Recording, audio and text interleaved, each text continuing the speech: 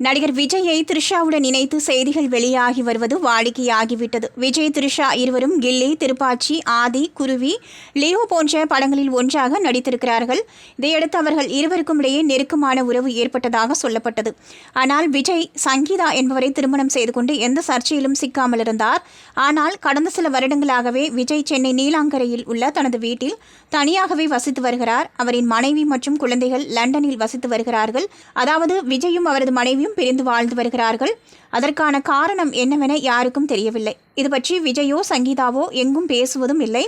விஜயின் மகன் Jason Sanjay Lyca தயாரிப்பில் படம் இயக்குகிறார் என செய்தி வெளியான போதும் விஜய் ஒரு வாழ்த்து கூட சொல்லவில்லை. அதை அவர் கண்டுகொள்ளவும் இல்லை. அதோடு த்ரிஷாவுடன் நெருக்கம் காட்டினார். இருவரும் அடிக்கடி வெளியே சுற்றும் புகைப்படங்கள் இணையத்தில் வெளியாகும். அதை பற்றியும் விஜய் கவலைப்படுவதில்லை. ஒவ்வொரு முறையும் விஜய்க்கு பிறந்தநாள் வாழ்த்து சொல்லும்போது அவருடன் எடுக்கப்பட்ட புகைப்படங்களையே த்ரிஷா பகிர்கிறார்.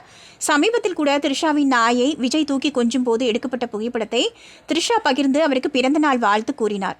இதை பலரும் ட்ரோல் செய்ததால் இன்ஸ்டாகிராம் ஸ்டோரியில் கோபத்தை காட்டி ஸ்டேட்டஸ் போட்டார்.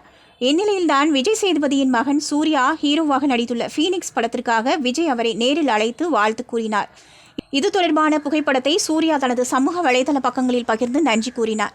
இதைத் தொடர்ந்து த்ரிஷாவுடன் விஜய் இருந்தபோது அணிந்திருந்த ஷூவை தான் சூர்யாவுக்கு வாழ்த்து சொன்ன போதும் விஜய் அணிந்திருந்தார் என சொல்லி ஆதாரத்தோடு புகைப்படத்தை பகிர்ந்து விஜயை பிடிக்காதவர்கள் அவரை ட்ரோல் செய்து வருகிறார்கள்.